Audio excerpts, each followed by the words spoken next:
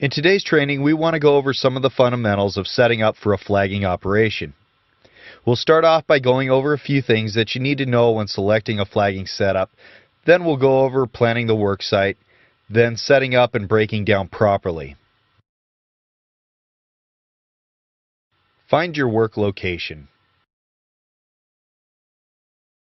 You may be given a street address or a structure number on your paperwork. If you're given a structure number, you may be able to prep the work site before the work crew shows up. No matter the information given, you always want to make contact with the foreman to go over where they would like to park their vehicles, as well as what type of work they're going to be performing, because it may affect your setup. You may also want to go over any potential hazards you may have noticed about the work site. One example would be, if the work crew is going to work around the only sidewalk for pedestrians to walk down, what is the best method for letting the crew know that they need to stop work operations to safely escort a pedestrian around the work site? Choose your setup. Remember, the standard lane of travel is 12 feet wide. Here are a couple of things that will help you select the flagging setup. If you have less than 25 feet from the outer edge of where the work zone will be to the opposite side of the road, or if the customer asks you to flag, you're going to flag. The reason you may be asked to flag is because there may be hazards that you'll need to hold traffic for. Here are a couple of examples of flagging traffic plans.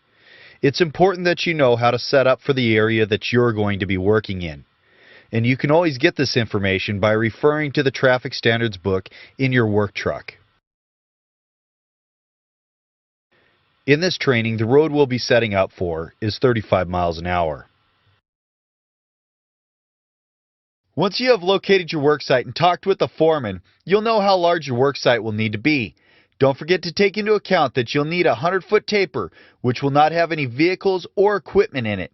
And even though your plans may not directly call for a buffer, it's always recommended to have one.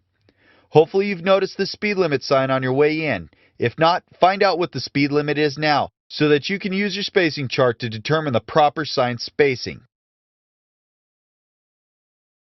Another thing to consider when planning the site is the stop sight distance. The stop sight distance is the minimum distance you should be visible to oncoming traffic given the speed of the road when flagging. You'll also want to make sure that you set up in a place that leaves you an escape route when you're flagging. According to this spacing chart, you'll have 250 to 400 feet between each sign and between the last early warning sign to the first keep right sign or cone on each end of your work site. Start by placing out all your early warning signs, including your end roadwork signs. Now that your early warning signs are out, you can place your cones in the road. You want to start by separating the two lanes of traffic by placing the cones down the center of the road. Make sure to face oncoming traffic of the lane that you're setting up from, and be aware of what's coming up from behind you so that you can get out of the road if need be. If the road is curvy, high speed, or busy with traffic, you may have to have your partner hold traffic on one side of the road so that you can safely set out your cones. One method for setting out the cones in a taper will look like this. On each end, you'll have a stack of 5 cones at a minimum of 20 feet from the cone that will end your taper, so that once you're ready to flag, all you need to do is hold your traffic and move the stack down and unstack the rest of the cones to create your taper. You may be thinking to yourself, why 5 cones? Well, it's because the California Manual of Uniform Traffic Control Devices, also known as the CAMUTCD, says that the flag or taper should be 50 to 100 feet in length with the cones approximately 20 feet apart. Whether the taper is 50 feet or 100 feet, it's always recommended that you have 6 cones total to complete a flag or taper. The reason for this is because visually to approaching drivers, it'll look like you set out a wall of cones, which will let them know that the travel lane is closed off and that they should approach with caution. Another method would be to have the stack of cones on the side of the road where your flagging position will be. Once you're ready to close off the work site, you just need to hold traffic and create your taper.